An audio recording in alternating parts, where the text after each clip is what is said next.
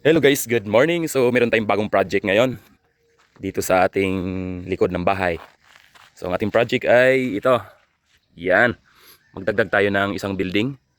So yung building na yon ay hiwalay na yung ating. Nandito kasi yung aking inahinan, yung mga biikan itong building na to. Tas ito yung fattener.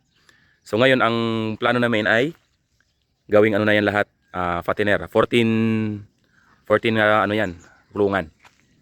So ilipat ko dito yung aking mga inahinan. So naging ano na ito, breeding area itong building na ito. So ito ay 20 sow level farm ang ating baboyan ngayon. Pasok na tayo sa 20 sow level dahil nakapag-prepare na po tayo ng gestating pen na 20 slots. Tapos gagawin ko dito ay maglagay po tayo ng farrowing pen na mga 8 piraso siguro. So ayan mga kababoy, malaki ito. Nasa 55 by 20 by 30. Parang ganun. 55 feet by 30 feet.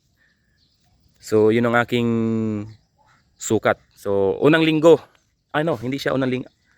Pang 10 days na yata ngayon umulang nag-umpisa ito. So ayan.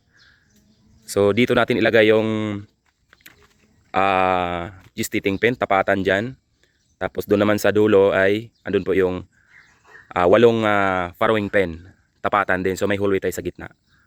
Ayan, tapos para naman na hindi tayo mahirapan sa pag-transfer ng mga biik o baboy, dito ay lalagyan ng daan papunta doon sa gitna na yan. Yan yung may parang maliit na butas.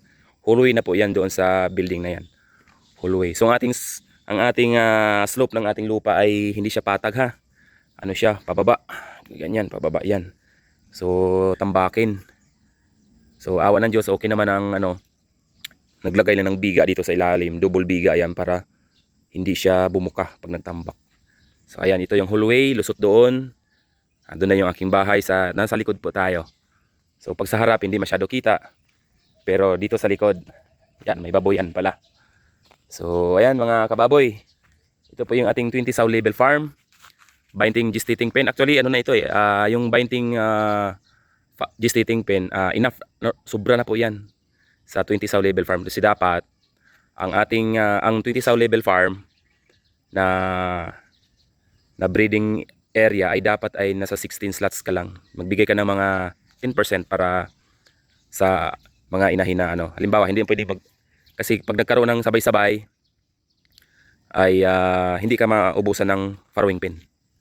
So sa design 16 slot na gestating pen saka 6 na farrowing pen. So sa akin pinasubraan ko na. Ginawa ko ng 20 slots na gestating pen at saka 8 farrowing pen. At meron pa yang nursery pen. So yung nursery pen ko nandun na sa existing. Hindi ko na siya tatanggalin dahil hindi naman maabala sa So may nursery pen ako doon. So may mga, kung nakasubaybay kayo sa aking previous videos, mga nakaraang nagdaang taon ay nandun yung ating dun sa kulay pula na building na yan. So ayan mga idol, mga kababoy, tuloy-tuloy lang ang laban. So sa gastos naman, siguro gagastos tayo dito ng mga 500,000. Sa materialis, nasa na tayo, 300,000 sa materialis. Tapos hindi pa kasama yung gestating pen na pinapagawa ko, yung Bartolina. So tatakbo pa ito ng mga 380 siguro. Tapos plus labor, siguro mga gagastos tayo mga 500 to 550,000. Itong ating pinapagawang breeding area. Breeding na para lang sa mga inahin at mga paanakan. Ayan, so mataas ang ating sabi nga nung Panday, mababa pa daw ito dahil dapat ay mataas. So ang taas ng ating bubong, ito yung pinakataas niyan dahil mas lalong mataas yung nandoon. So ito ay nasa nasa 300 cm. So 3 meters. 300 to 320. Yan. Mula dito sa flooring na yan. So ayan mga kababoy. See you sa susunod natin na update dito sa ating pinapagawang breeding area. So ang aking upload ay halos isang buwan ako hindi nakapag-upload, napaka-busy. So hopefully next week makapag-upload tayo kung ano po yung update dito sa ating pinapagawang ito. Ayan mga kababoy. Stay tuned, huwag kalimutan mag-subscribe sa mga baguhan pa lang na nakapanood dito sa ating video. Mag-subscribe sa ating YouTube channel, mag-like and share yung ating videos. Ayun mga idol, see you sa sunod na video. Bye-bye.